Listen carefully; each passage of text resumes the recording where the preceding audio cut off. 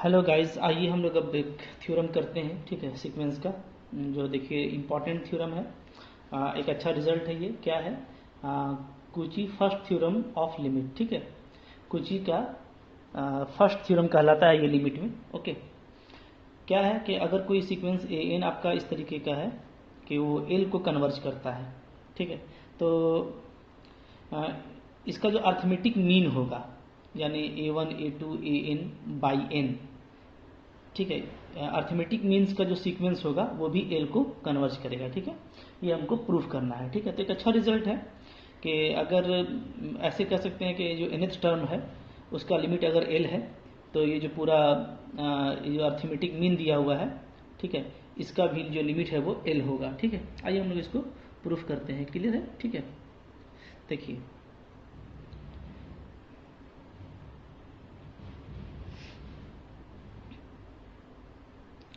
क्योंकि हमको ये चीज़ दिया हुआ है कि जो सीक्वेंस है ये क्या है, इसका लिमिट एल है यानी ये कन्वर्जेंट है। ठीक है, सिंस क्या है आपका limit n tending to infinity a n equal to l है ना। इसका मतलब क्या है? इसका मतलब है therefore sequence a n is convergent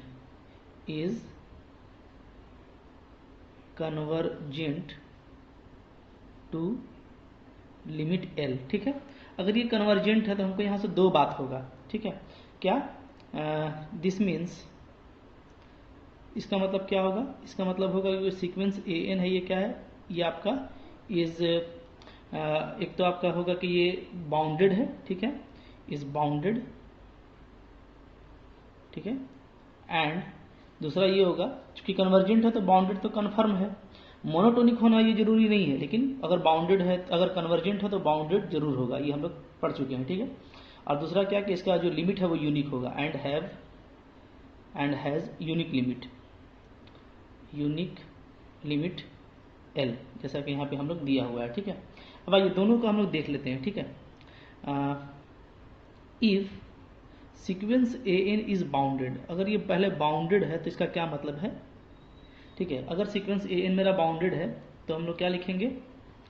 then there exist a value, positive value capital M. ठीक है, सच दैट क्या हो जाएगा कि जो ए एन होगा वो less than equal to M होगा। ठीक है, for all natural number n. ये आपको समझना है अच्छे से। ठीक है, ये इक्वेशन 1 हो गया कि अगर बाउंडेड है तो जाहिर सी बात है कि कोई ना कोई एक वैल्यू एम मिलेगा कि सीक्वेंस का जितना भी टर्म है, जो भी टर्म है फॉर ऑल एन वो एम से क्या होगा, छोटा होगा या तो इक्वल होगा। ठीक है, ये बाउंडेड का मतलब हो गया। दूसरा, इसका लिमिट अगर एल है। ठीक है, if a n has unique limit l, अगर इसके पास लिमिट एल है देन क्या होगा बोलिए? Then to epsilon greater than 0 we have, हम लोग क्या लिखेंगे कि जो ए एन माइनस एल है वो क्या होगा, लेस देन होगा एप्सिलॉन बाई 2 मैं ले रहा हूँ। ठीक है, कोई हर्ज नहीं है, ले सकते हैं। Okay, for all n greater than equal to n one. ठीक है, जहाँ एन वन मेरा क्या है, कोई आपका नेचुरल नंबर है। तो आपको पता है ये भी डेफिनेशन है कि अगर लिमिट है तो एक स्टेज के बाद, ठीक है, ए एन जो है वो एल के क्लोज हो जाएगा। हाँ, अब इन दोनों का हम अच्छे से यूज करके जो हमको सीक्वेंस में प्रूफ करना है वो प्रूफ करेंगे। ठीक है, आइए आगे कंटिन्यू करते हैं। देखिए इसके बाद हम लोग कैसे करेंगे। ठीक है, अच्छा, तब यहाँ से देखिए कि हमको जो फाइंड आउट करना है ना, हम उसके तरफ चलते हैं। ठीक है, ओके, नाउ जैसे हमको ये दिखाना है कि जो अर्थमेटिक मीन है उसका भी लिमिट क्या होगा, एल होगा। ठीक है, तो हम ये टर्म लेके चल रहे हैं। Now mod of 1 by n a one plus a two plus dot dot dot a n minus l, चूंकि इसका भी लिमिट क्या है, एल है। तो मेरा चूंकि इसका भी लिमिट एल है, ये आपको प्रूफ करना है।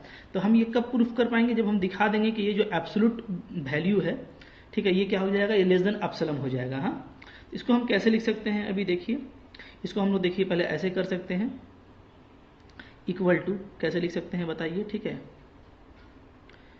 इसको क्या ऐसे लिखा जा सकता है,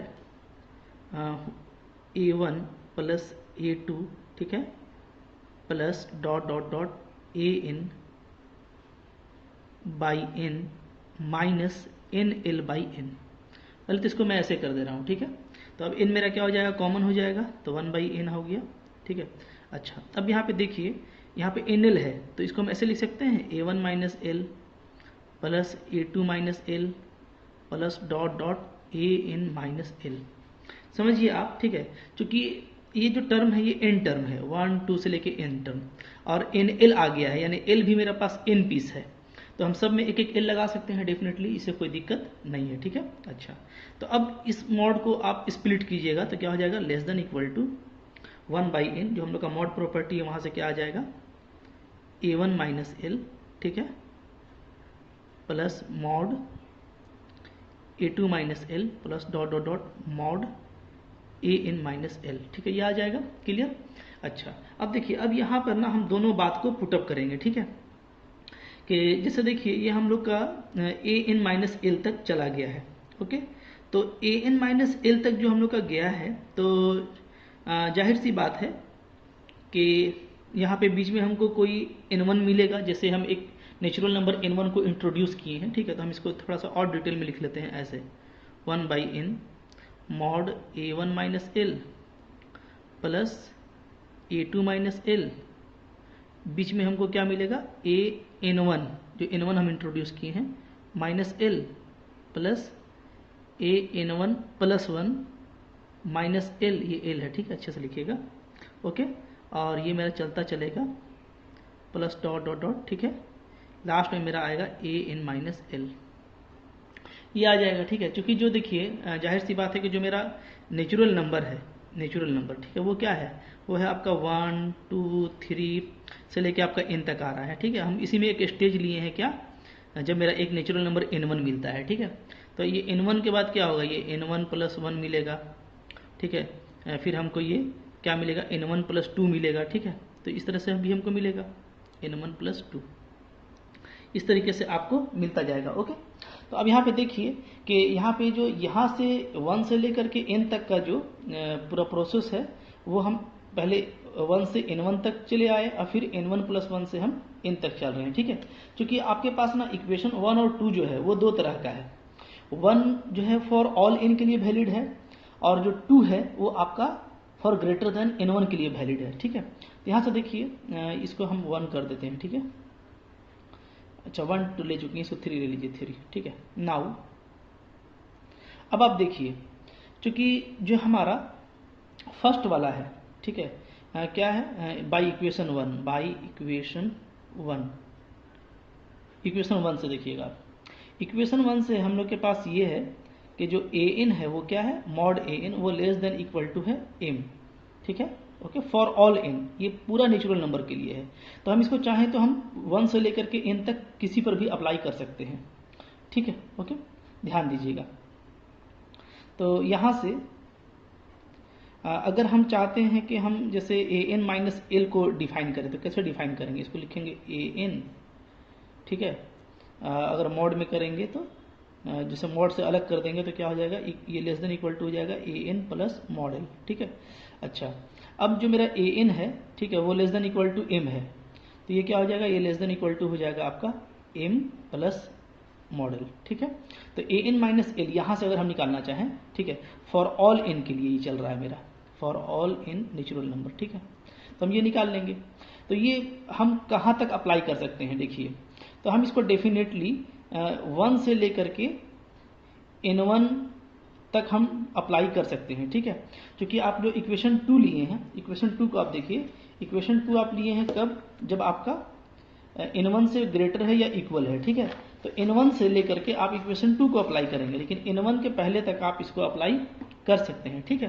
तो हम ऐसा करते हैं कि n1 तक हम इसको अप्लाई करते हैं, ठीक है, ओके।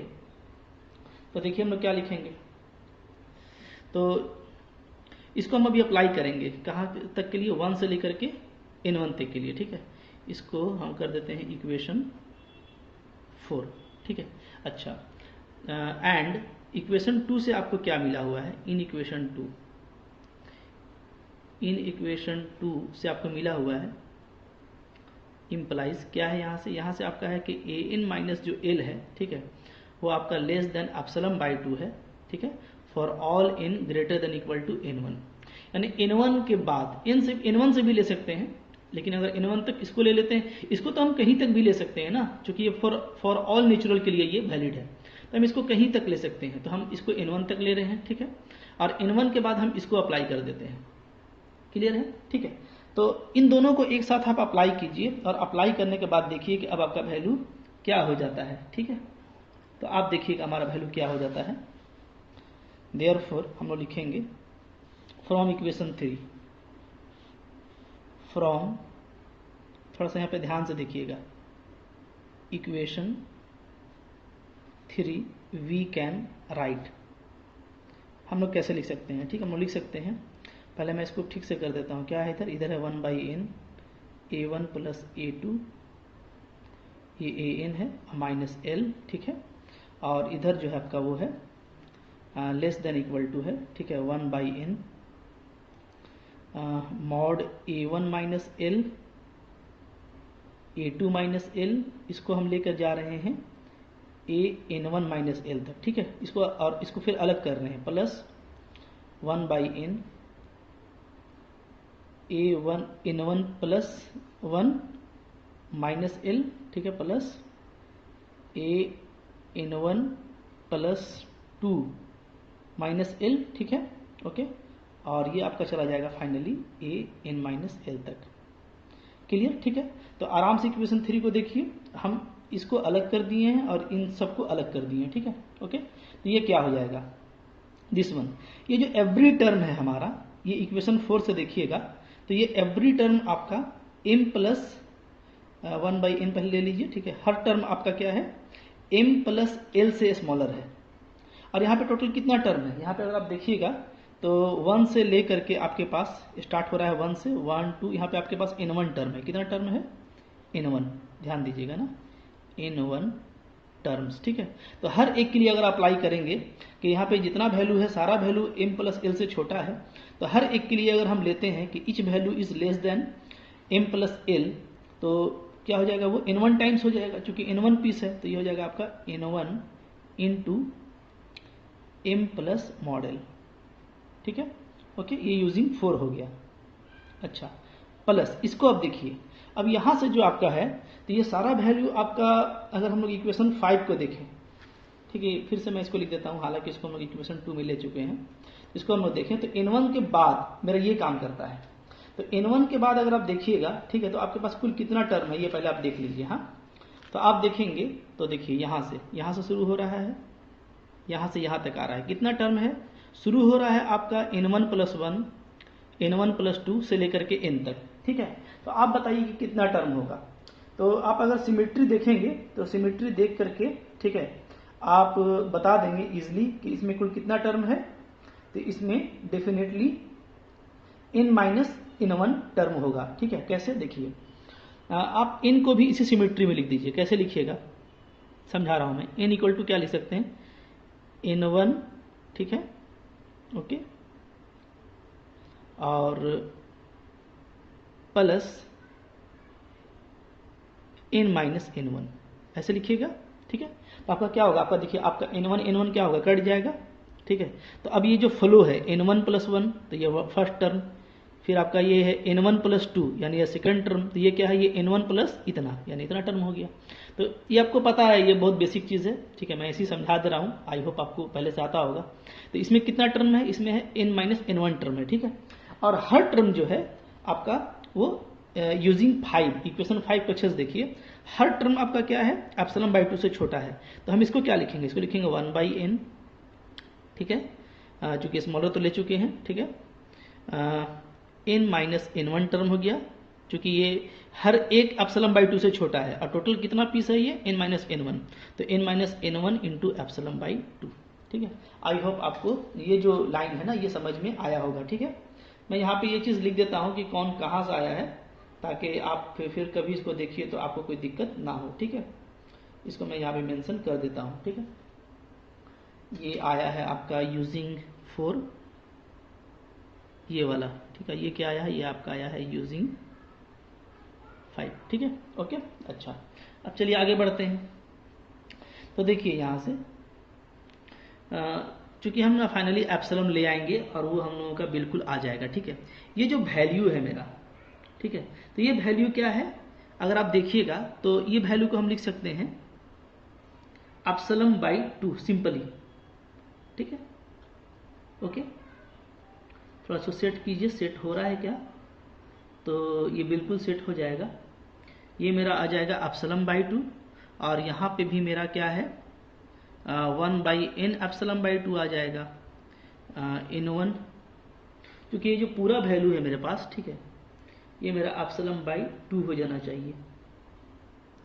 अच्छा हाँ ठीक है, और इसको भी मैं ले लूँगा इन एप्सिलॉन, हाँ ठीक है, ठीक, कोई दिक्कत नहीं है, मेरा काम बन जाएगा। देखिए ये हम लिख दे रहे हैं, this is the epsilon by 2, it is smaller than epsilon by 2 and it is also, it is क्या है, ये आपका है n minus n1 by n, ध्यान दीजिए, ठीक है, एप्सिलॉन बाई 2, क्लियर।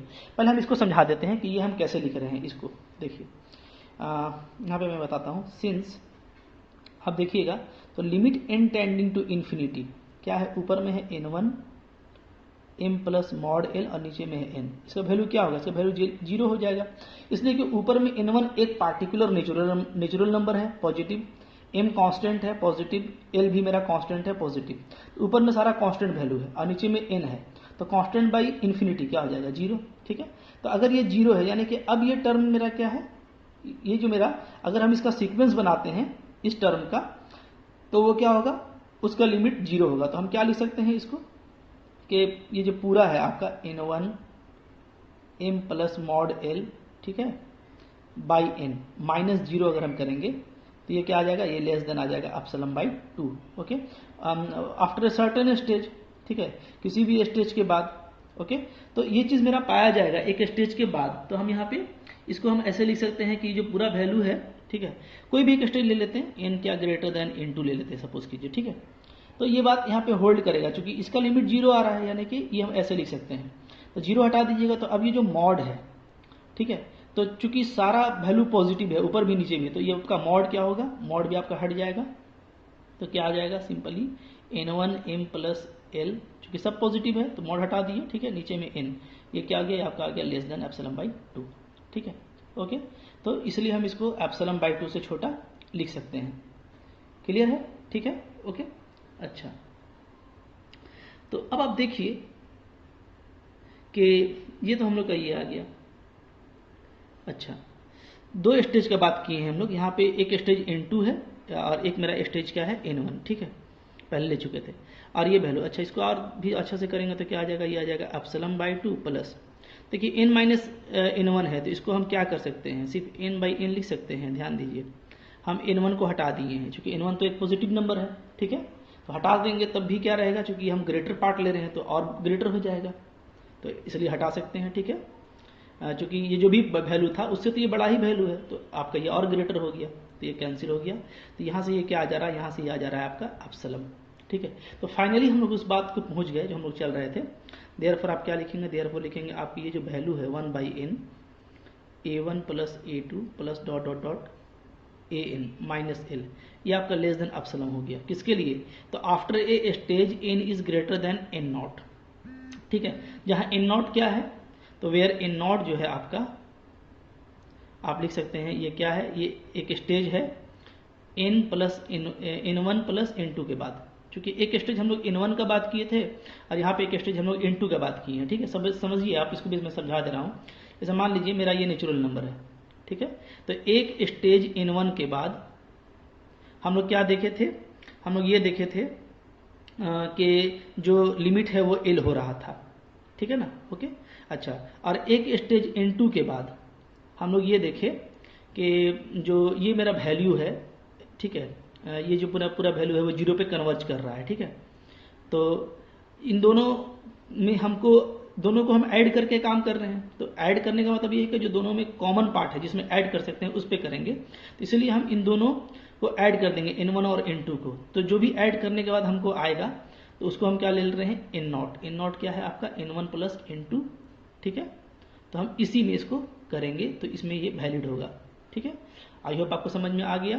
तो देखिए यहाँ से ये चीज़ प्रूफ हो गया है। 10 क्या लिखेंगे, कि इसका जो लिमिट है इस पूरे का, वो लिमिट क्या है, एल है, यानी limit n tending to infinity a1 plus a2 plus an by n, ये आपको क्या मिलेगा, एल मिलेगा।